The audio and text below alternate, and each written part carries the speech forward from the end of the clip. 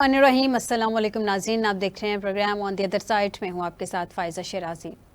नाज़रीन, कल हमने देखा कि रऊफ़ हसन साहब पे हमला हुआ था और जिस पे वो ज़ख्मी भी हुए थे, उनको स्टिचेस भी लगे।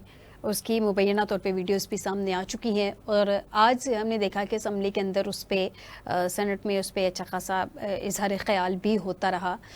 जो हमारे वज़ीर कानून हैं उन्होंने कहा जी उनका तयन किया जाएगा और उन्होंने उस हवाले से यकीन दहानी करवाने की कोशिश की अपोजिशन को कि हम हर तरीके से जो कैफ़रे किरदार तक पहुँचाएँगे उन किरदारों को और उनका तयन भी किया जाएगा। उसके बाद हम देखते हैं कि एक प्रेस कॉन्फ्रेंस होती है। उस प्रेस कॉन्फ्रेंस में तहरीक इंसाफ की जानिब से जुडिशल कमीशन बनाने का मुतालबा किया जाता है और इस जुडिशल कमीशन के हवाले से नाज़रीन जब रऊफ़ हसन साहब ने बात की तो उन्होंने ख़ासी तनकीद का निशाना बनाया।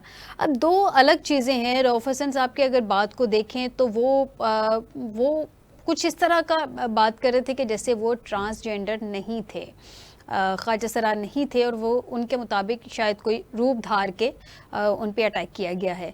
अब इस सब पे बात करते हैं आज के प्रोग्राम में।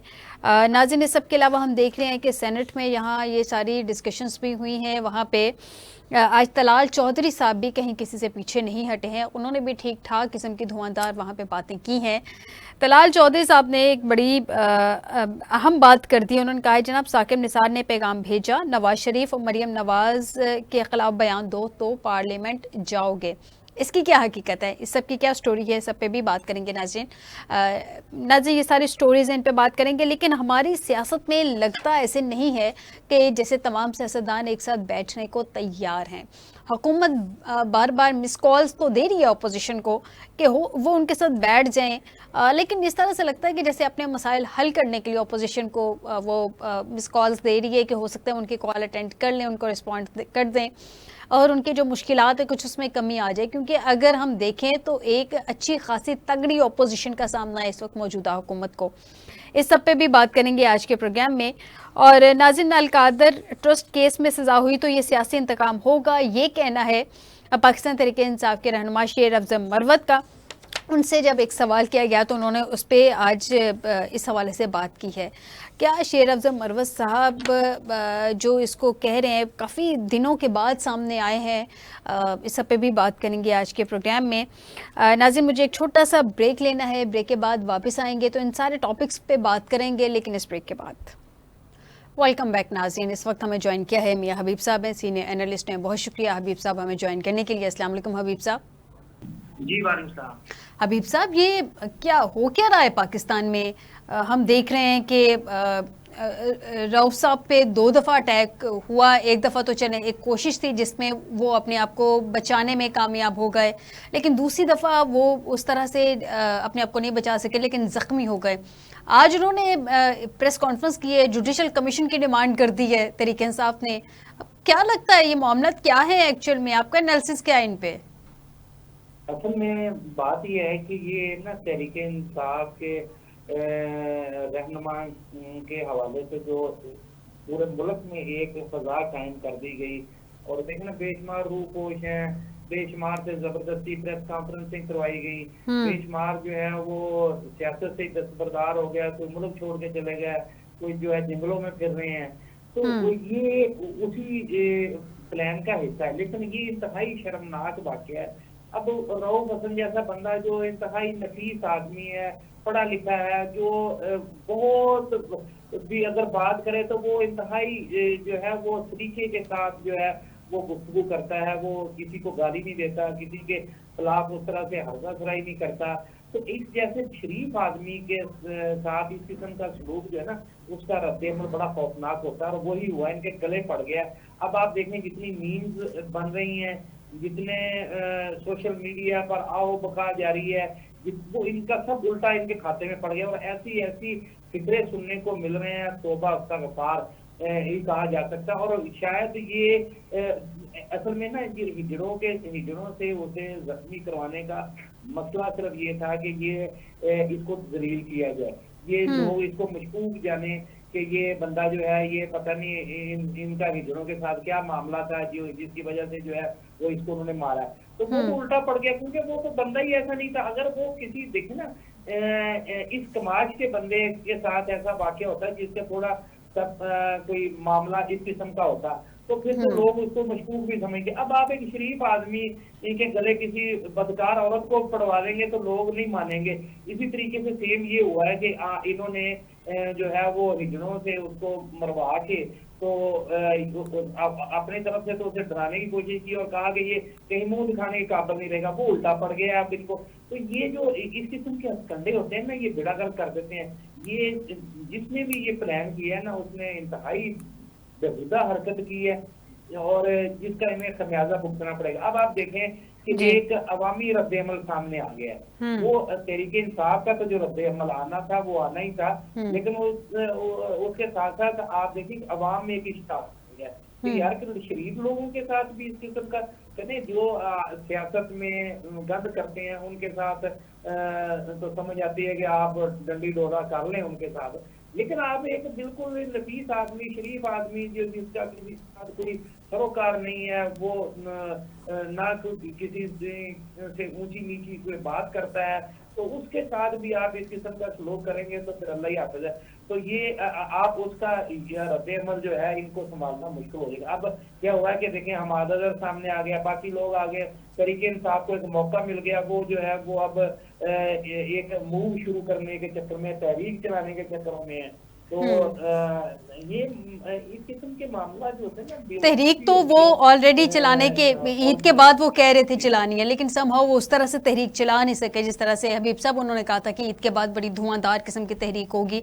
अच्छा हबीब साहब, इसमें एक प्रॉब्लम ये है कि रऊफ हसन साहब ने आज जब न्यूज़ कॉन्फ्रेंस की तो उन्होंने इस चीज़ को डिनाई कर दिया कि ये ख्वाजा सराय या ट्रांसजेंडर नहीं थे। उन्होंने कहा है कि ये मुझ पे कातलाना हमला सोची समझी साजिश थी, हमलावर मेरा गला काटना चाहते थे, और उन्होंने ये भी बाकायदा कह दिया कि ख्वाजा सराओं ने भी ला ताल्लुकी जाहिर कर दी है। अब यहाँ पे एक सवाल तो खड़ा हो गया है कि आया वो जो आए थे क्या वो ट्रांसजेंडर ही थे? अच्छा, ये भी एक बड़ा सवाल है। ये भी चीजें जो है ना उल्टी गले पड़ गई या जो भी हिकमतकार थे इसके पीछे उनके, उसकी वजह एक तो ट्रांसजेंडर ने जो है वो ला ताल्लुकी करार, उन्होंने कहा कि जी के उनकी हरकत और सुकनात जो थी वो ऐसी नहीं थी जो जिस किस्म की होती है ट्रांसजेंडर की। अच्छा, उसके साथ फिर आप देखें कि वो जो हालात और वाकयात होते हैं ना, वो बहुत सी चीजें बोल रही होती हैं, चीख रही होती हैं कि ये हुआ क्या है। जो जायब हुआ जिसको कहते हैं ना, वो वहाँ की शवाहिद जो होते हैं ना, वो बोल बोल के बता रहे होते हैं कि अच्छा क्या हो रहा है। तो वो वहाँ इस किस्म की इतनी शदीद गर्मी में वो बंदर ने चादर ली हुई थी और जिस तरह से वो बकायदा उसकी फिल्म बनाई जा रही थी, उसका मकसद तो नजर आता है कि क्या था और कौन लोग हो सकते हैं। इनकी सिर्फ एक ही अब जान छूट सकती है कि ये फौरी तौर पर उनको गिरफ्तार करें और वो उनसे असल मामले की तय जो है वो तक पहुंचा जाए और वो पब्लिक के सामने लेकर आए उनको, और फिर उनसे पता चलेगा कि अच्छा ये किसने मैनेज किया था, उनका क्या मसला क्या था, क्यों उन्होंने रऊफ हसन को मारा, उसके पीछे क्या मामला थे। जो भी होगा सिर्फ एक तरीकाकार है इनके बचने का, वरना ये है ये बहुत बड़ा इशू बन गया ना। अच्छा हबीब साहब, जैसे कि आपने उनके हुलिये की बात की, चद्दर के हवाले से बात की, तो एक क्वेश्चन एग्जैक्टली मेरा भी जब मैंने ये सारी वीडियो देखी, बड़ी डिटेल से देखी, तो उसमें एक क्वेश्चन तो ये था कि जिस बंदे ने, जिस ट्रांसजेंडर जो कहा जा रहा है जिसने चद्दर ली हुई थी, उसकी जो बॉडी थी, बॉडी लैंग्वेज थी, वो भी ट्रांसजेंडर्स के साथ मुताबकत नहीं रखती थी, लगता नहीं था कि वो ट्रांसजेंडर है। और जिस तरह से उसकी वॉक थी, जिस तरह से उसकी फिजिक थी, हाइट थी, वो एक नॉर्मल इंसान लग रहा, मतलब क्या कहें इसको, आपका इस पे क्या तज्जिया है? जी जी बिल्कुल, आपने दुरुस्त निशानदेही की है। तो ये जो होते हैं ना हिजड़े, इनके हरकत और सकनात और इनके लड़ने का भी स्टाइल थोड़ा मुख्तलिफ होता है। वो मारते कम है, बोलते ज्यादा है, ठीक है। और वो उनकी जो है ना वो पता चलता होता है कि अच्छा ये ज्यादा से ज्यादा क्या कर सकते हैं। वो जो थे ना वो ट्रेंड लोग लग रहे थे और वो उन्होंने भेष बदला हुआ था, तो और उनकी सारी चीजें वो देखे ना, वो उन्होंने वो कोई बात नहीं की थी, उन्होंने मारना शुरू कर दिया उसको, ठीक है। और ये सारी चीजें जो है ये किसी और तरफ ही इशारा करती हैं मामलात का, कि ये इसके पीछे क्या। हबीब साहब, ये जो आपने कहा कि सारी चीजें किसी और मामलात की तरफ इशारा करती हैं, एग्जैक्टली मेरा क्वेश्चन यही था कि या तो होता है ना कि उन्होंने कोई इस तरह की स्टेटमेंट दी हो जिससे ट्रांसजेंडर जो है वो नाराज हो गए हो, तो उनकी तरफ से अटैक हुआ हो, या ये भी हो सकता है कि उनकी कोई बात उनको बुरी लग गई हो, या तरीके इंसाफ की कोई बात बुरी लग गई हो। हमने नहीं देखा कि पिछले दिनों में तरीके इंसाफ ने या इन्होंने स्पेशली रऊफ हसन साहब ने उन्होंने कोई ऐसी स्टेटमेंट दी हो कि जो ट्रांसजेंडर्स को बुरी लगी हो। तो फिर अगर लेट्स सपोज हम मान ही लेते हैं कि ट्रांसजेंडर्स थे, तो फिर उन पे अटैक करना ट्रांसजेंडर्स की तरफ से कुछ समझ नहीं आ रही इस बात की। अच्छा, ये मैं आपको एक और बात बता दूं जी, ये बहुत महदूद लोग होते हैं, जिले जो होते हैं ना, ये तो बहुत ज्यादा बड़ी तादाद में तो नहीं है ना पाकिस्तान में, पूरे में पाकिस्तान में भी इनकी तादाद को बहुत ज्यादा नहीं है। और अगर और ये हर पता होता है, ये इनकी कम्युनिटी को पता होता है कि कौन कौन कहाँ कहाँ रहता है, क्या मामला है, इनके बड़े लिंक होते हैं। अब पुलिस ने जो किया है कि वो इस तफ्तीश को आगे बढ़ाने के लिए उन्होंने इस्लामाबाद और रावलपिंडी के जो गुरु हैं हिजड़ों के, उनसे राब्ता किया है। तो उन्होंने कहा जी कि ये हमारे लोग ही नहीं है। अच्छा, अब वो सीसीटीवी फुटेज जो है उसमें उनको देखा जा सकता है ना, जी बिल्कुल। तो वो उनको पहचानने में कोई इतना बड़ा मसला नहीं था, लेकिन वो वाकई लगता है कि अगर वो ये मामला तो इस किस्म का होता है ना जिससे उनको दिल आजारी हुई होती, और वो इस हद तक जाते नहीं है बल्कि, लेकिन अगर ये मामला हुआ भी होता तो मेरा नहीं ख्याल कि वो उसका इस किस्म का रद्द-ए-अमल आना था, इतना तशद्दुद, मार कुटाई और ये सारा मामला होना था जी। तो वाकई तहरीके इंसाफ ने कोई इस हवाले से कोई बयानबाजी की है, ना ही रऊफ हसन साहब का कोई ऐसा कोई मामला था।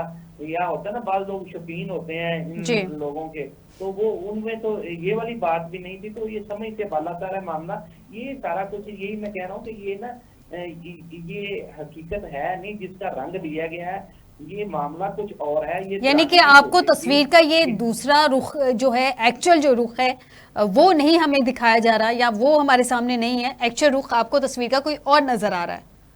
जी ऐसे ही है। हबीब साहब, जैसा कि अभी आपने भी बात की, जैसा कि रऊफ हसन साहब ने भी ये कहा कि जो ट्रांसजेंडर हैं उन्होंने इस चीज़ से इनकार कर दिया, वो कहते हैं जी हमारा इससे कोई ताल्लुक नहीं है। अब गुरु जो हैं, जैसे कि पुलिस ने वहाँ से रब्ता किया, अभी आपने कहा कि उन्होंने कहा ये हमारे बंदे नहीं है। अगर गुरु उस सीसीटीवी फुटेज को देख के पहचान सकते हैं ये हमारे बंदे नहीं है, तो फिर तो हुकूमत के लिए या जो तहकीकात कर रहे हैं पुलिस के लिए, उनके लिए तो बहुत ही आसान है कि गुरु शक्लें देख के पहचान गए कि हमारे बंदे नहीं है, तो उनको तो बहुत जल्दी उनको जो है वो देख लेना चाहिए कि ये लोग कहाँ हैं, कहाँ गए, कैसे आए, बड़े मुतमईन होके वो अटैक करके निकल गए। देखिए बात यह है कि ये मामला जो है ना ये हुकूमत के गले पड़ गया है, ठीक है।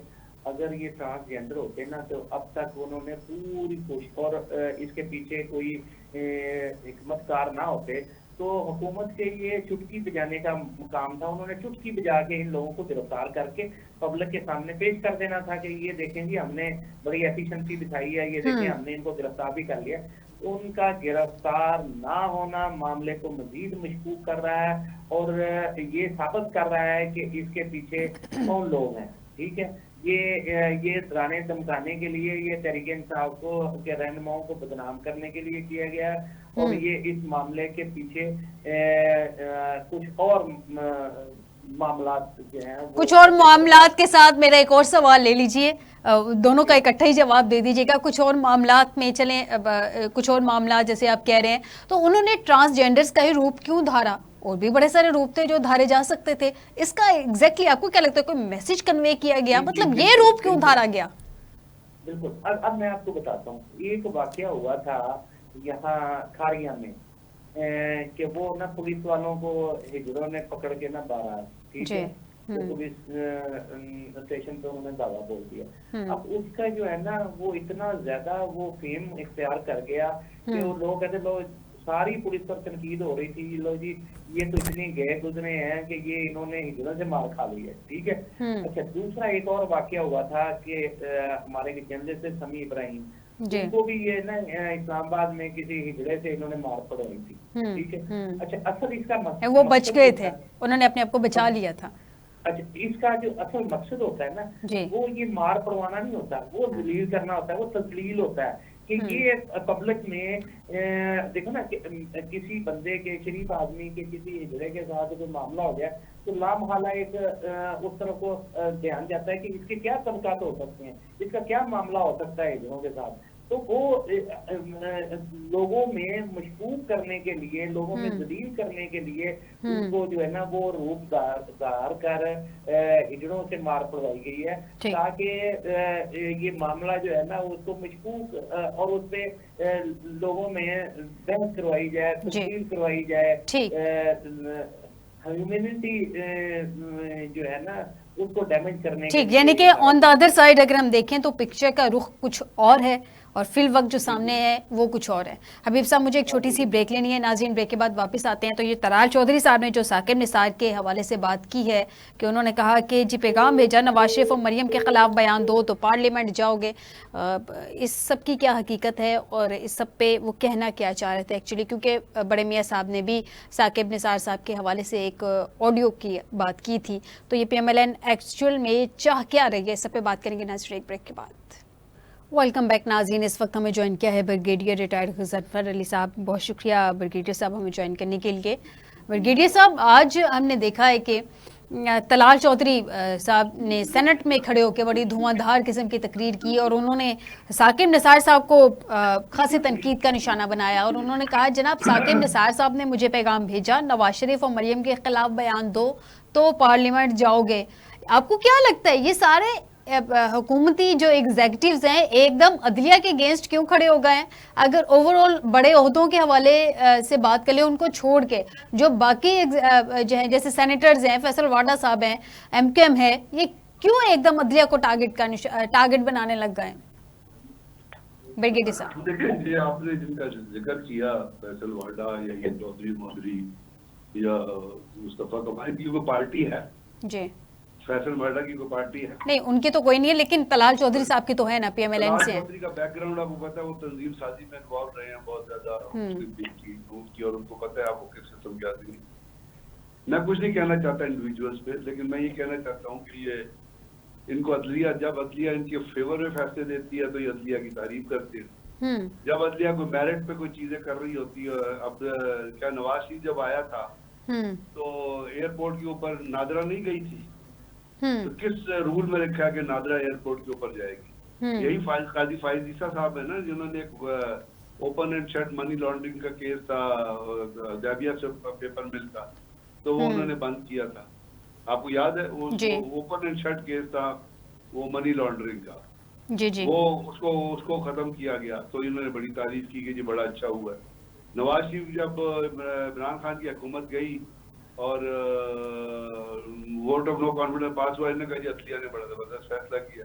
फिर अगर जनाब बंदियाल साहब ने कुछ अपना नैब के खिलाफ फैसला दिया, नैब का तरमीम में जो उन्होंने कहा जी नैब की तरमीम जो है ये तो करप्शन को इंस्टिगेट करती है, इससे करप्शन होगी और करप्शन को लीगलाइज कर दिया गया, तीनों तरमीमें खत्म की क्योंकि खुद करप्ट थे, इनके खिलाफ मनी लॉन्ड्रिंग के चार्जेस थे, इनके लीडर के खिलाफ मनी लॉन्ड्रिंग के चार्जेस नहीं थे।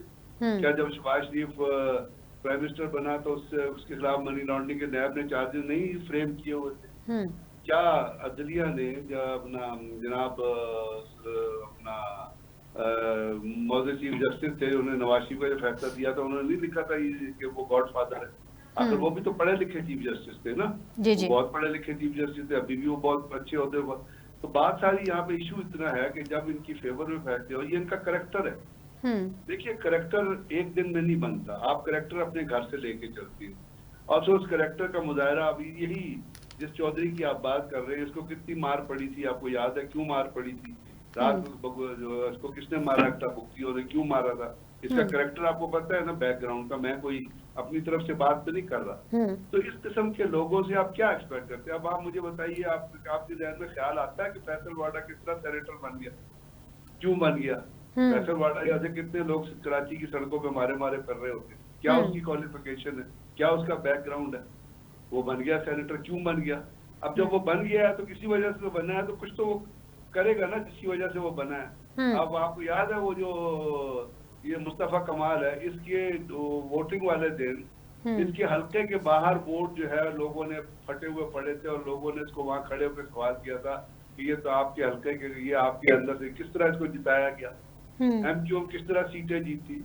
अभी आप देखिए ना, अभी फाफर की ऑडिट रिपोर्ट आई है, आपकी नजर से गुजरी होगी जी बिल्कुल। इस्लामाबाद की 3 सीटें, उसके बाद पैट और फाफर ने रिपोर्ट दी और उन्होंने बता दिया है कि जी अंजुम अकील को कितने वोट मिले थे और तारिक फजल चौधरी को कितने मिले थे और जो एक इंडिपेंडेंट कार्डी था राजा खुर्रम उसको कितने मिले थे और किस तरह उस वोटों को तब्दील किया गया। तो जब लोग इस बेसिस पे लोग असेंबलियों में आए हुए होंगे, इस बेसिस पे आके लोग जो है वो बड़े हाउसेज में, छोटे हाउसेज, उनसे आप अगर किसी डिसेंसी की तवक्को रखती है, कोई लीगल चीजों की तवक्को रखती है, कानून की हुक्मरानी की तवक्को रखती है, अदारों की रिस्पेक्ट की तवक्को रखती है, तो वो एक it is living in fools paradise. ये लोग इसी तरह के हैं और ये यही बातें करेंगे क्योंकि इनकी बातों के पीछे कुछ डिक्टेशंस होती हैं। जैसे ये जिस चौधरी का आपने नाम लिया जी, जैसे साकिब निसार साहब का, जो चौधरी, इसके बारे में भी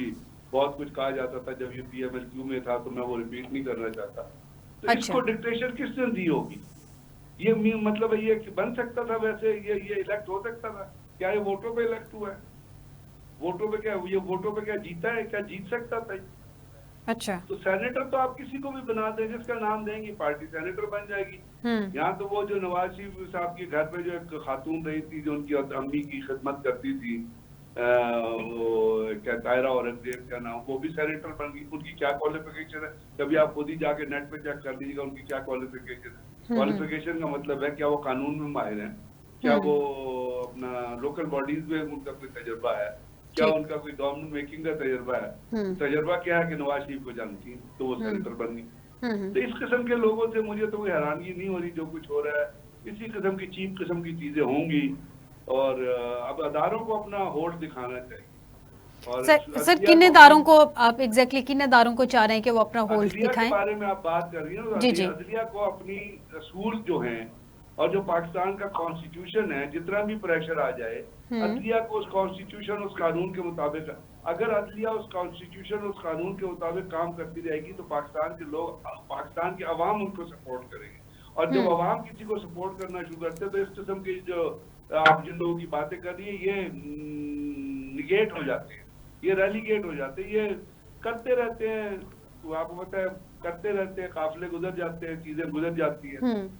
तो इसलिए इनसे मुझे तो कोई तवक्को ऐसी नहीं है कि कोई डिसेंसी की बात करेंगे, कोई कानून की बात करेंगे, कोई लॉ की बात करेंगे।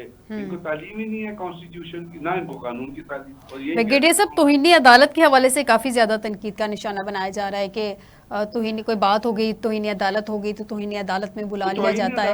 कानून है तो अदालत में तौहीन नाफिज करे ना, सजा दे। लेकिन सर सियासतदान चाह रहे हैं कि तौहीनी अदालत, ये मामला तो हो ही ना, तो मतलब अदालत के अगेंस्ट कोई भी कुछ भी कह जाए तो फिर अदालत उन सारी चीजों को कैसे टैकल करेगी? अदालत को नोटिस लेना चाहिए ना उसका। सर अदालत ने तो नोटिस लिया फैसल वार्डा के, वो अभी भी अपने अल्फाज के साथ खड़े हैं, वो कह रहे हैं कि मैं खड़ा हूँ। उसको सजा देना, फिर उसको सैक करे सेनेट से, ठीक है, रुकनीयत को मुअत्तल करे, कोई कुछ तो करे ना। गालियां सुनने के लिए तो अदालतें नहीं बैठी हुई है ना। अगर वो सुनते रहेंगे तो फिर ये इन लोगों का तो आपको पता ही है, इनका मैंने आपको बैकग्राउंड भी बता दिया, इनका करैक्टर भी बता दिया। फैसल वादा कितने लोग जो है वो कराची की सड़कों पे फिरते हैं, कोई उनको पूछता नहीं है। ब्रिगेडियर साहब, तौहीनी अदालत पे तो बड़ा मोतरज़ है हमारे सियासतदान, लेकिन तौहीनी पार्लियामेंट का भी कानून साजी हुई, तौहीनी पार्लियामेंट का भी बिल पास हुआ, तो उस हवाले से कोई नहीं बात कर रहा। जिसका भी बिल पास कर ले, मैं पार्लियामेंट में कोई बात नहीं करना चाहता, क्योंकि आपने इंडिविजुअल की बात की है तो मैं इंडिविजुअल के हिसाब से बात कर रहा हूँ। अगर ये लोग पार्लियामेंट में नहीं होंगे, पार्लियामेंट में बेहतर चलेगी, मैं आपको ये बता दूं। इनके होते हुए पार्लियामेंट ठीक नहीं चलेगी। पार्लियामेंट की तौहीन को, जो पार्लियामेंट की इज्जत को इसी किस्म के लोग खराब करते हैं जिनका आप जिक्र कर रहे हैं। लेकिन सर हमारे पास ऑप्शन भी तो महदूद है ना, अगर ये लोग नहीं होंगे तो फिर सियासत में कौन आएगा? तो कोई और आ जाएंगे। पाकिस्तान में 25 इतना बड़ा मुल्क है, इतने बड़े लोग हैं जो बाहर बैठे हुए, ऐसी कैसी बात है? इनमें कौन सी ऐसी क्वालिफिकेशन है कि इनका होना जरूरी है? आप मुझे क्या क्वालिफिकेशन मुझे बताएं। ये कोई PhD है, इन्होंने कानून में डिग्री ली है कि डॉक्टरेट की डिग्री है इनके पास, किसी यूनिवर्सिटी में पढ़े हुए हैं, क्या करें? मुस्तफा कमाल की क्या क्वालिफिकेशन है मुझे बताइएगा। सर आप चाह रहे हैं कि ये सारे सियासतदान साइड पे हो जाएं और कोई ऐसे सियासतदान आए? मेरा चाहने ना चाहने से कुछ नहीं सर होता। आपको ऐसा लगता है कि ये सियासतदान अगर ना भी हो तो पार्लियामेंट ज्यादा अच्छे तरीके से चल सकती है? बिल्कुल चलेगी, बहुत अच्छे तरीके से चलेगी मुझे लगता है। सर ये बताइएगा कि आज तलाल साहब ने साकिब निसार साहब को तनकीद का निशाना बनाया, लेकिन इससे पहले बड़े मियां साहब ने हफ्ते वाले दिन जो तकरीर की थी उन्होंने भी जस्टिस साकिब निसार का नाम लेके हाईलाइट किया और एक ऑडियो की बात की कि मेरे पास उनके एक ऑडियो मौजूद है। पीएमएलएन जस्टिस साकिब निसार के ही पीछे क्यों पड़ गई है? देखिए वो ये उनका मेरा ख्याल फैमिली पोजेशंस हैं नवाज शरीफ फैमिली, क्योंकि उनकी मैसेज उनकी बेटी भी कहती है मेरे पास बहुत ऑडियो मौजूद है, नवाज शरीफ भी कहते हैं मेरे पास ऑडियो मौजूद है। आपको पता है ऑडियो जो है इट इज नॉट कोर्ट के अंदर ऑडियो एक सबूत के तौर पे ली नहीं जाती है। जी बिल्कुल ऐसे ही है। उसका फोरेंसिक होता है, उसकी बहुत सारी चीजें होती है। उसको रिकॉर्ड करने वाला किसने रिकॉर्ड की, किन हालात में रिकॉर्ड की गई, किस इक्विपमेंट पे रिकॉर्ड की गई, ये सारा डाटा फ्राहम करना पड़ता है। ना फोरेंसिक होता है। आजकल आर्टिफिशियल इंटेलिजेंस आई हुई है और आर्टिफिशियल इंटेलिजेंस से आप किसी की भी आवाज क्रिएट कर सकते हैं और किसी के भी ऑडियो क्रिएट कर सकते हैं। तो वो कहना ना कहना it is I think baseless. मतलब नवाज शरीफ तो हमेशा से आपको पता है वो अदालत अगर उनकी फेवर में कोई बात नहीं होती तो वो शख्स के खिलाफ होते हैं, बल्कि बहुत सारे उनके अपनी फैमिली अपनी पार्टी के लोग हैं जो उनकी पॉलिसी को फॉलो नहीं करते तो उनसे हाथ नहीं मिलाते हैं वो, ठीक है ना। और यही उनकी बेटी का भी आज उनकी डिक्टेशन नहीं लेता, उनको वो अपने करीब नहीं मान। तो नवाज शरीफ और ये कोई भी हो, मैं सिर्फ आपको एक असूल की बात करूं, मैं इंडिविजुअल की बात इंडिविजुअल एक की तरफ रहा। मैं क्या सिर्फ मेरे असूल की बात ये है कि अगर कोई भी शख्स पाकिस्तान में अदारों की, जिसमें अदलिया भी शामिल है, जिसमें फौज भी शामिल है, जिसमें ब्यूरोक्रेसी भी, अगर आपके अदारों की अदलिया की लोग कोई अननेसेसरी गैर जरूरी इल्जामात लगाता है और बेइज्जती करता है उसके खिलाफ कार्रवाई चाहिए, वो कोई भी। ठीक, अच्छा ब्रिगेडियर साहब ये भी बताइएगा कि अभी मुज़ाकरात की बातें चल रही हैं लेकिन ऐसा लग रहा है कि बातें हवाओं में ही हैं, प्रैक्टिकली कोई इस पे इम्प्लीमेंट नहीं कर रहा। आपको लगता है कि ये सिर्फ हवाओं में एक माहौल बनाने के लिए ये बातें की जा रही है या इस पे संजीदगी से गौर भी किया जाएगा? अभी तक तो मेरा ख्याल मुज़ाकरात की कोई ऐसी फिजा कायम नहीं हुई है और उसको मुज़ाकरात के लिए तो फिर आप कोई ग्राउंड क्रिएट करते हैं ना, कोई चीजों को मॉडिफाई करते हैं। ये शायद कन्फ्रंटेशन चाहते हैं, अदारों से भी कन्फ्रंटेशन चाहते हैं और जो आप बात कर रही हैं उसके जरिए अदारों को अदलिया को प्रेशराइज करना चाहते हैं ताकि अदलिया मेरिट में फैसले ना दे। अब 6 जजेस का केस चल रहा है, आपको पता है जी। उसके बाद फिर बाबर सत्तार साहब ने कोई बात कही है, उन्होंने भी खत लिखे दोबारा जी। उनको ये अदारों को ये लोग सारे डायरेक्ट और इनडायरेक्टली अदारों को प्रेशराइज करना चाहते हैं ताकि जो अदालतें मेरिट पे काम कर रही है या अगर कोई ऐसी बात मेरिट पे कह देती है तो वो मेरिट पे ना कहें, वो इनके प्रेशर में आए और इनकी डिक्टेशन के ऊपर बात करें। This is how I foresee it. Brigadier साहब, जस्टिस बाबर सत्तार ने खत लिखा, उसके बाद पहले भी उनको काफी तनकीद का निशाना बनाया जा रहा था। उस खत के बाद तो बहुत ही ज्यादा खुल के सामने आगे प्रेस कॉन्फ्रेंसेस होने लग गई। दोहरी शहरिया ड्यूल नेशनैलिटी के हवाले से बहुत ज्यादा उनको तनकीद का निशाना बनाया जा रहा है, जबकि अगर कानूनी माहिरीन से बात की जाए तो वो कहते हैं कि आयन कानून में ऐसी कोई चीज़ नहीं है कि अगर जज के पास दोहरी शहरियत है तो वो जज नहीं बन सकता। फिर इस तरह से उनको तनकीद का निशाना क्यों बनाया जा रहा है, जबकि हम देख रहे हैं कि अदलिया की जानिब से इसकी जस्टिफिकेशन भी आ गई है? जस्टिफिकेशन नहीं है, जस्टिफिकेशन गलत काम की होती है। अदलिया की तरफ से उनकी चीजों की सही एक्सप्लेनेशन आ गई है जी, एक्सप्लेनेशन आ गई है। ठीक, जज बने थे उस वक्त उन्होंने कहा था कि मेरे पास दोहरी शहरियत जी, उन्होंने मेंशन किया था जी जी। करें मैं उस चीज से वाकिफ हूँ बहुत सारी चीजों के कि अच्छा। बड़ा उनको बड़ा हाथ जोड़ के जज बनाया गया क्योंकि वो एक बड़े अच्छे कॉलमिस्ट भी हैं, बड़े अच्छे ज्यूरिस्ट भी हैं, बाहर भी काम करते रहे हैं। अब उनकी मदर एक स्कूल चला रही है, उसको भी तंजिया, उसको भी तनकीद का निशाना बनाया गया। फिर उन्होंने कहा कि जी ये जो मेरी अपना इंफॉर्मेशन है ये तो मतलब कॉन्फिडेंशियल होती है, किस तरह लीक हुई है। उन्होंने ठीक कहा, उन्होंने बुला लिया लोगों को, जी बताओ किस तरह ये चीजें लीक हुई है। फिर उन्हें आपको पता है तौहीन अदालत में उन्होंने डीसी इस्लामाबाद को भी बुला लिया था, आ जाओ। क्योंकि जज से पहले चूंकि वो एक असूल पे खड़े हुए, वो एक कानून पे खड़े हुए और वो कानून की एक्सप्लेनेशन कर रहे हैं, तो साफ जाहिर है जैसे हमारे यहाँ माजी में हुआ आता था, कानून तो किसी को पसंद नहीं आता ना। वो हर एक कहता है कि मेरे लिए अलग कानून है, दूसरे के लिए अलग कानून है। हमारे यहाँ खवास जो है वो कहते हैं हम तो कानून के अंदर ही नहीं है ना, कानून के अंदर ही अवाम जो भेड़ बकरी है, इनको मारो पीटो, वो कत्ल करो, जो मर्जी करो, इनको उठा के ले जाओ, इनको मारो पीटो, जो मर्जी करो। ये अवाम है, ये भेड़ बकरियां हैं, इनके ऊपर हम सारा कानून चलाएंगे। मैं चूंकि टॉप पे बैठा हूँ, मैं खास आदमी हूँ, मेरे ऊपर कोई कानून लागू नहीं होता। तो ये जो डिस्पैरिटी है ना जस्टिस की, ये जो इलिटिज्म पाकिस्तान के अंदर एक हो रहा है। अब आपको IMF नहीं कह रहा कि आप एडमिनिस्ट्रेटिव खर्चे कम करें। जी बिल्कुल ऐसे ही। हुकूमत ने जो रिकमेंडेशन जमा कराई है, उसमें एक रिकमेंडेशन ये होनी चाहिए थी कि जो खवास के ऊपर, जो आपको पता है ऊपर टॉप पे जो लोग है, कोई बिजली का बिल नहीं देता, कोई गैस का बिल नहीं देता, पेट्रोल उनको फ्री है, 1000 2000 लीटर पेट्रोल इस्तेमाल, 40 गाड़ियां इस्तेमाल करते हैं। पुलिस की 6 एक शख्स जो है पुलिस की 10 वो अपना लेके चलता है। किसको खतरा है जान का यहाँ कि आप 40 गाड़ियां इस्तेमाल करें? एक शख्स विजिट करता है तो उसके आगे 2 एम्बुलेंस खड़ी होती है, 2 फायर ब्रिगेड की गाड़ियां खड़ी होती है, 40-30 पुलिस की गाड़ियां खड़ी होती है। ये पाकिस्तान के अवाम पे उस वक्त खर्चा नहीं आप डाल रहे जब IMF आपको पैसे भी नहीं दे रहा है और कह रहा है कि ये अपने खर्चे कम करें। सर सारे खर्चे हो तो उन्हीं पे रहे हैं, अवाम पे तो लग नहीं रहा। अवाम ने तो सिर्फ टैक्सों की सूरत में वापस पे करना है, बस रिलीफ नहीं मिलना अवाम को। यही डिस्पैरिटी है जिसकी वजह से पाकिस्तान जो है वो माशी तबाही की तरफ जा रहा है। जी ब्रिगेडियर साहब, एक आखिरी सवाल सर आपसे, बानी PTI का मुस्तकबिल क्या देख रहे हैं? बहुत सारी बातें गर्दिश कर रही हैं कि हो सकता है कि वो जेल से बाहर आ जाएं, कुछ ऐसी भी बातें हैं कि नहीं वो बाहर नहीं आएंगे, मुकदमा मजीद आगे चलेंगे, आपको क्या लगता है? मैं सपोजिशन पे नहीं जाता, फोरकास्ट पे भी जाता।